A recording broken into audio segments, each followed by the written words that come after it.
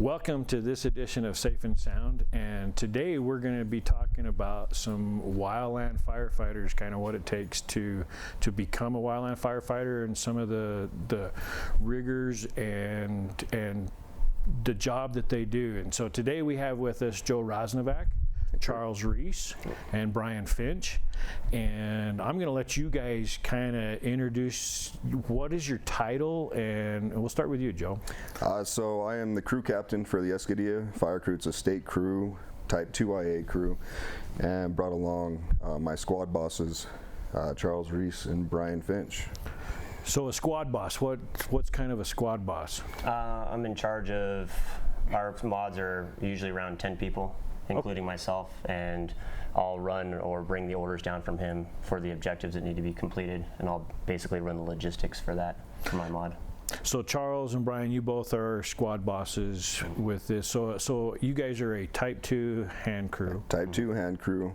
The crew technically holds a Type 2IA qualification as far as what the quals we have within the crew, and working with the state as far as those logistics, but right now Type 2 crew. Awesome. So, and you guys are local here in the White Mountains? Yeah, we are based in basically the Vernon, Springerville area. We do a lot of work up here and fight wildland fire pretty much across the state. Nice. And so not only wildland fire, you guys are also get into other projects. So what are some of the projects you guys work? So we'll do a litany of project work from private properties that adjoin next to state trust land or federal property. We'll work on federal land, kind of prepping lands for prescribed fire or like thinning projects, removing hazardous fuels. I'll let Brian kind of talk a little bit more about how we kind of approach the private land.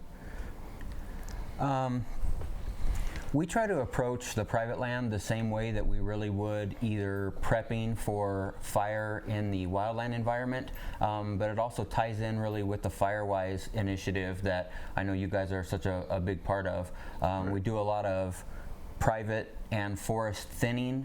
That includes limbing up trees to a certain level so that if a ground fire comes through, the trees can survive.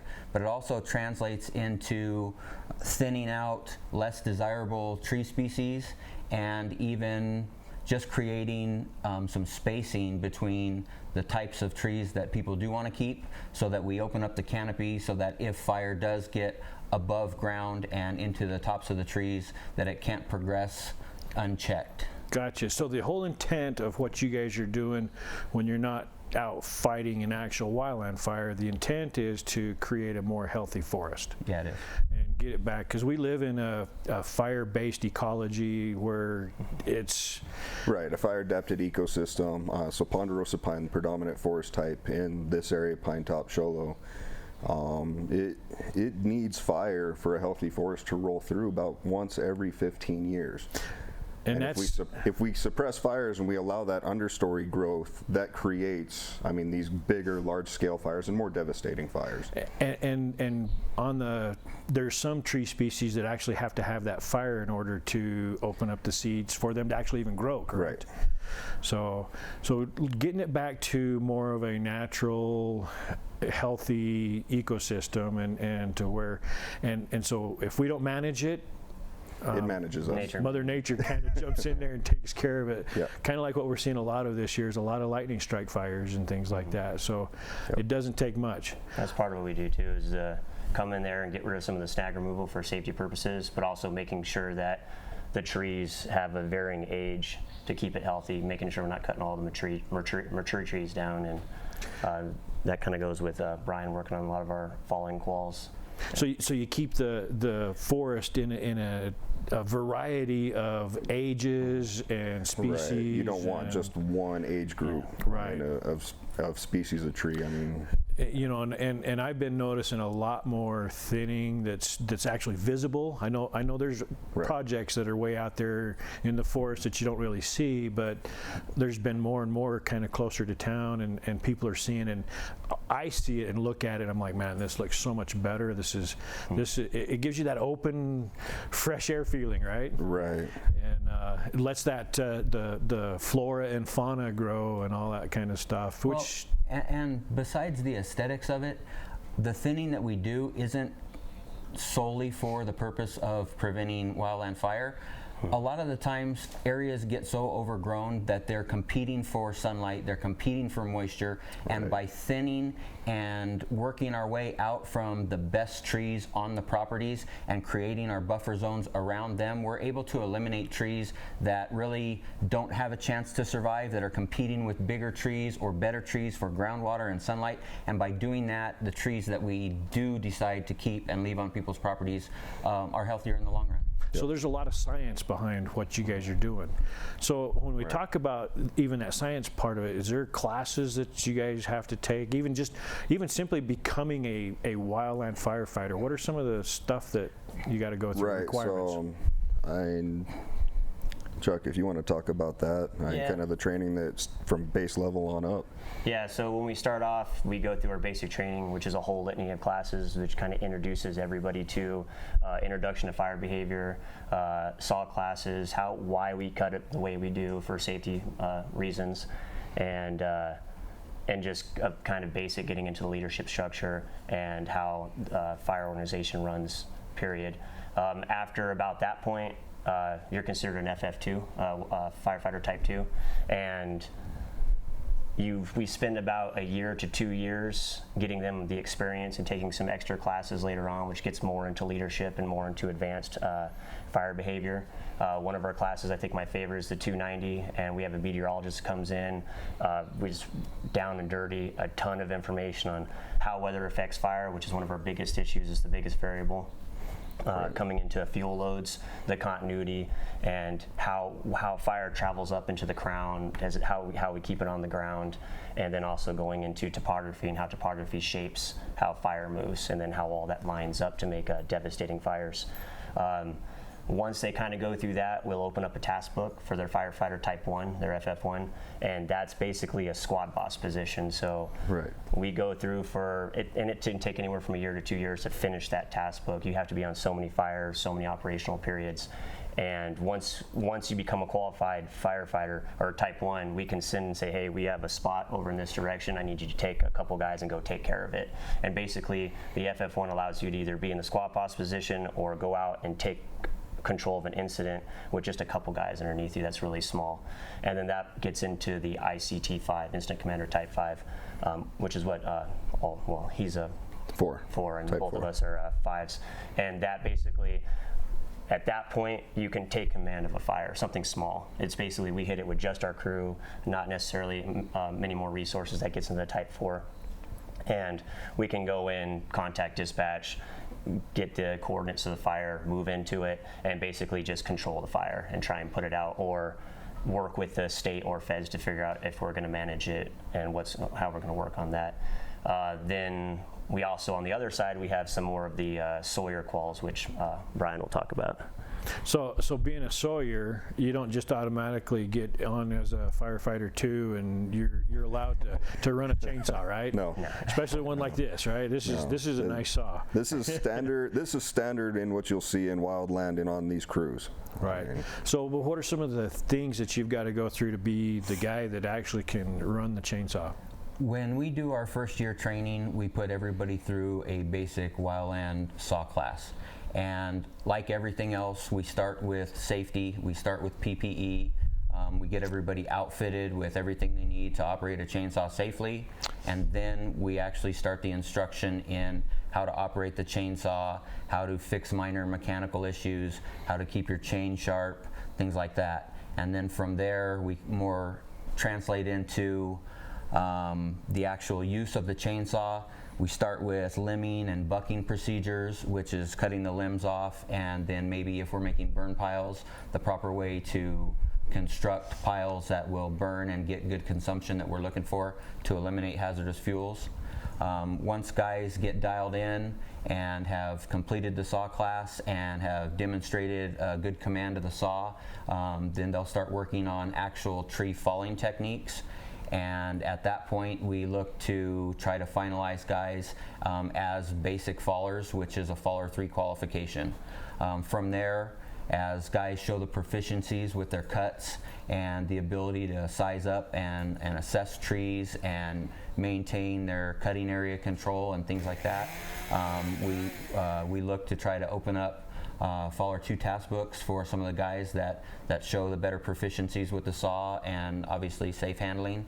And from there, they start working on things like moderate complexity, tree assessment, being able to teach Faller 3s either in the classroom or in the field, being able to instruct the new guys in the safe handling, the saw maintenance and things like that. And then we're just getting our program to the point where we are starting to try to qualify Faller 1s as advanced fallers, trees that have significant burnout, structural deficiencies, things like that, so that we can actually do some falling on fire-weakened trees that are near roadways when we're on fires and things like that. So that's kind of highest level.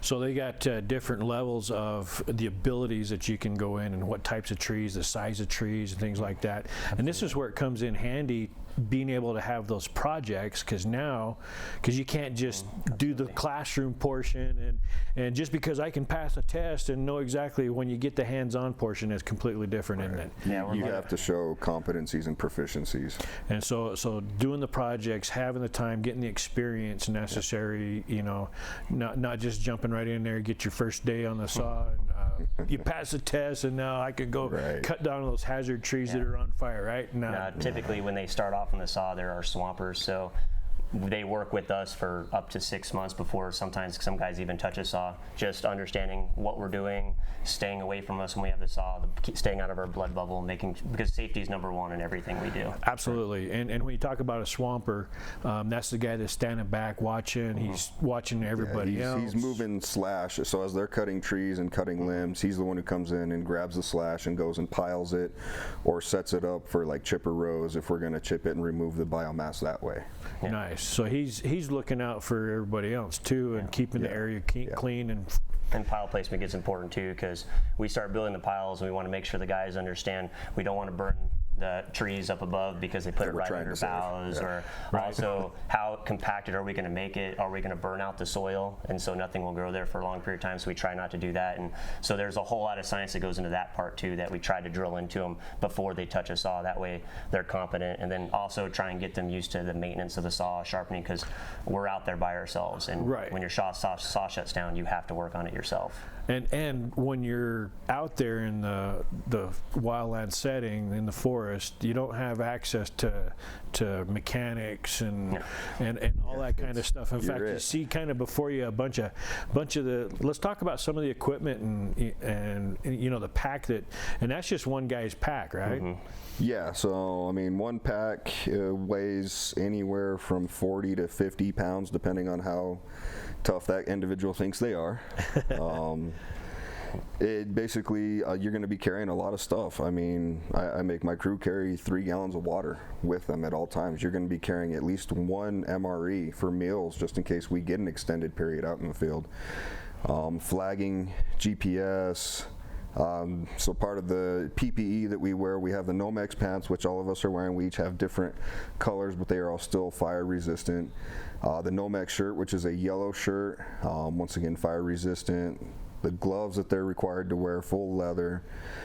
Oh goodness, I mean, we'll have belt weather kits, space blankets. Down at the bottom of the pack, you have your fire shelter, which is like your last ditch effort. You hope you never have to use something like that. Right, and in your training, that's something that you always carry with, even on something simple and what some people might say, well, that's a no-brainer. We don't need to have any equipment or safety stuff.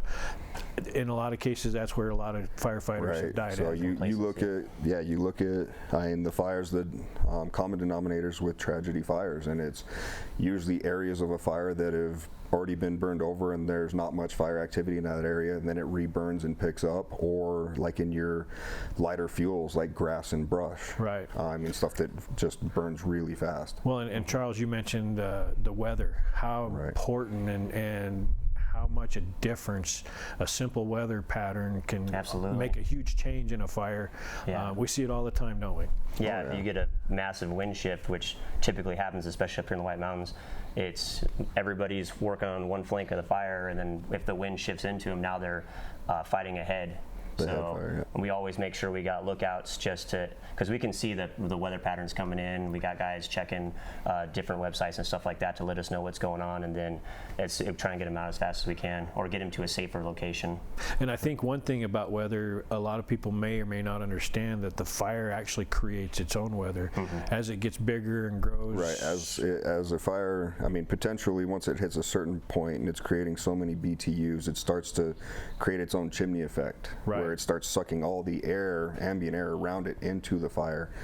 Those are typically large-scale fires. We're talking 20,000 plus acres burning at once. And at the same time, we can have a column collapse. Right, because all that smoke going up, there's moisture in there. Once it gets up to the upper elevations, it it cools off freezes and and falls back collapses. And then at that point, that fire just kind of goes everywhere, doesn't it? Yeah, pretty much all the flanks turn into heads. I mean, you get that eerie silence. The wind just stops all the way across the fire, and then you can hear everybody yelling on the radio that it's collapsing, and it's time to makes the hair on the. Even now, I'm getting that thinking about that and remembering. It's an eerie feeling. I mean, you'll be standing there, and like you said, the wind stops, and then all of a sudden you just get a real light ash fallout, kind of like snow almost. Right. And then from that, about 2-3 minutes later, all that outflow winds hit, and it pushes everything. Yeah. So in fact, one of the things when we're dealing with fire, I know when I'm teaching the kids and stuff, you got the fire triangle, and and we talk about how to get rid of the fire. You got to remove one of those legs of either the heat or the fuel or the oxygen. So let's talk about a little bit of that out there in the wildland setting. Are we going to be able to remove all that oxygen? No. If we do, then we're dead, right? So please don't remove the oxygen. I don't want to die yet. But so what component at that point? We remove fuels and heat. So we have, when we're constructing line, that's what we're doing, is we're going to either the edge of the fire or maybe doing a contingency line or going in direct a little bit off the black. So what does it mean to construct line? And so we're going to set our crews up, and we're basically removing fuel from the fire length. So depending on it's our fire line and how much we're going to cut for brush wise is going to be based off how big we think the fire is going to be when it hits it. So we're going to try and knock down the brush, and then when we get to the fire line itself, we're trying to usually do like a 2-foot scrape, depending on what's going to be dictated. And usually the crew boss will let us know this is what we want, and then we'll get in there and we try and remove the fuels. The second way is when we're like dry mopping. We'll get in there, and we want to get down to the mineral soil. It's usually cooler, absorbs heat, and we'll mix it into the burning fuels, mix it up until it's out. And typically we'll go back and forth, because as it gets warmer and drier, it's going to kind of come back up. And this is when you're construction line, this is something I've always thought was kind of really cool, that you guys are in a line. And everybody's just they're not doing the whole entire thing and moving on, just that rapid succession. Everybody takes a piece and keeps on moving. And that line construction where you're creating that 2-foot or 4-foot wide swath of getting down to mineral soil, and then you come in and I think you were mentioning that one of your favorite tools that you like to use. Talk about that a little bit. So burnout operations, I mean, I like using the drip torch, but if we're trying to remove fuel between us and the fire, so typically we'll cut our line and we'll burn off the line, and then that'll push and burn fuels moving towards the fire. So when the fire does pick up and move towards us, it's not going to have that fuel to burn, so it's going to just make it safer. Creates a larger buffer zone of there's no more surface fuels to burn. And the more resources at risk, houses, communities, stuff like that, the more we're going to do a burnout. Just try and get that fuel out of the way if possible. So now, are you always constructing line to do those burnout operations, or do you use other? We'll use roadways, 2 tracks. They'll use a dozer push, and it comes in and kind of catches it as well. Typically, whatever we're doing, we're trying to reinforce with a black edge with fire there, just to give us that extra buffer. And so burnout operations are kind of like, hey, we're working with the fire and we're cleaning up between us and the fire. And then you have a more advanced skill set, which requires a firing boss and requires overhead approval, and it's called a backfire operation. And that's where you're actually trying to get ahead of the fire, and you're trying to somewhat influence fire behavior, kind of corral and push it a different direction. And those are like your large-scale fire operations that happen on big fires. Sometimes we'll be working with engines too, so we'll help them run hose lathes, and in that case Right. we'll use water to try and cool the fuels off. And here again, a lot of science behind everything that you guys are doing, and so it's not just a physical, demanding, manual type job. There's a lot of, you got to put some thought process into what you're doing. And Right. So a good friend of mine, he has the saying, thinker or digger. You can be one or the other. A digger's the guy who's just going to go out there and that's all he cares about. He's just going to put his nose down. He's a great worker. But we want thinkers. We want people who can kind of look at fire and kind of say, hey, I'm kind of planning for what the fire could be doing, and what we expect the fire to do later on. And it really takes people picking their head up and watching fire, studying it. We're always learning on fire. And I've been doing it 10 years and I haven't seen everything. And in that 10 years experience that you've got, has every fire been the same? Never.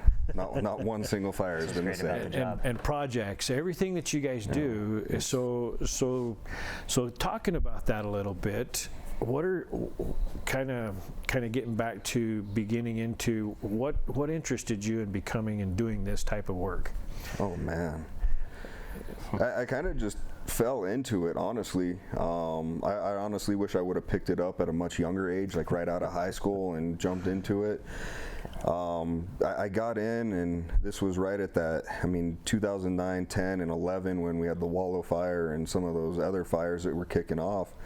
And that's when I really fell in love with just the organization and how, even as chaotic as fire is, how well regulated the resources and the people and incident commanders, and even just nationally, how we move resources. It opened up my eyes to something so much greater than I ever was, and I wanted to be a part of that. Yeah. In fact, when you talk about the incident command system and going back to you're an incident commander type 4, and you guys are type 5, and those levels, and I think some of the public has actually seen where we've had the incident command team type 1 or type 2 come in, or type 3, and that's all on that same thing, but each level gets a little bit greater on the resources. And it's a little counterintuitive. The numbers work backwards, so 1 is always like the highest. Right. Like a faller type 1, like Brian was mentioning, or an incident commander type 1. That's the most complex, the highest level that you can get to. And with those, like you said, they have access to almost anything that they need. Yep. And in fact, I know, having dealt with, been a part of the Rodeo Chetasky fire and the Wallow fire and things like that, when teams like that come in, they set up, it's just a miniature city. You got all kinds of resources there. They can call up for whatever they need.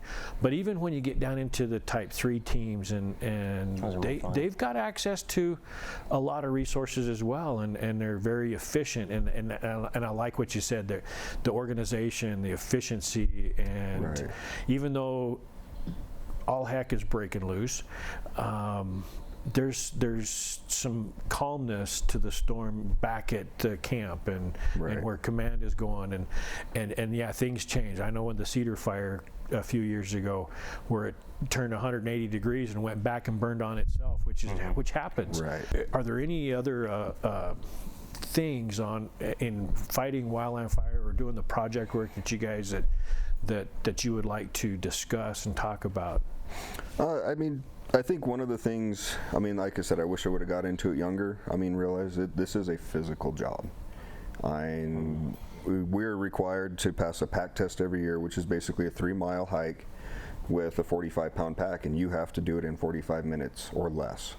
So, and that's not something you can jog or run? Nope, you're not allowed to jog, you're not allowed to run. It is a walk. You can't break stride. If you break stride, you technically fail. You look like a bunch of mall walkers. Yeah, it's So the speed walking's okay? Speed walking's okay as long as it's a walk. Right. And then beyond that, some of us, like I've implemented a little bit higher standards as far as physical fitness on what we would like to do and meet. I mean, because pack test, it's a good basis to get in, but once you get out into the mountains and you're hiking 8 miles just to get to a fire, that's strenuous, and realize And you're then you gotta probably, then you have to work. And then you got to hike out.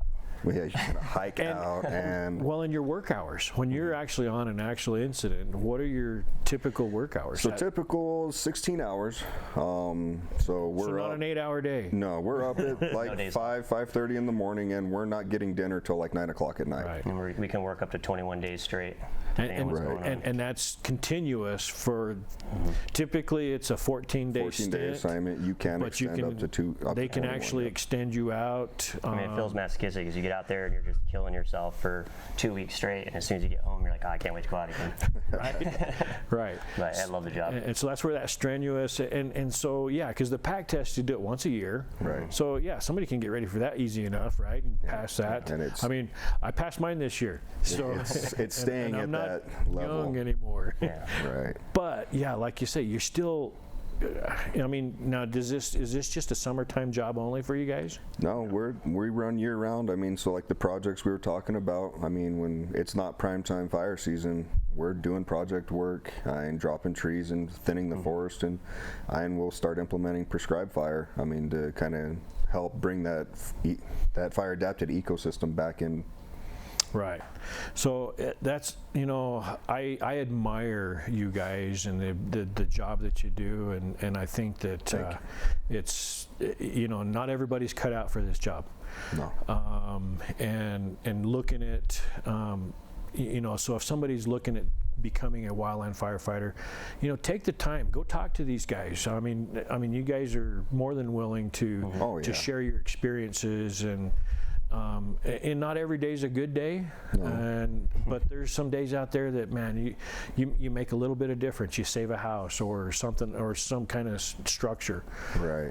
And it's so I appreciate and thank you guys for what you do, and hopefully somebody will get some interest out of this and have a desire to become a wildland firefighter. And you got a lot of cool stuff.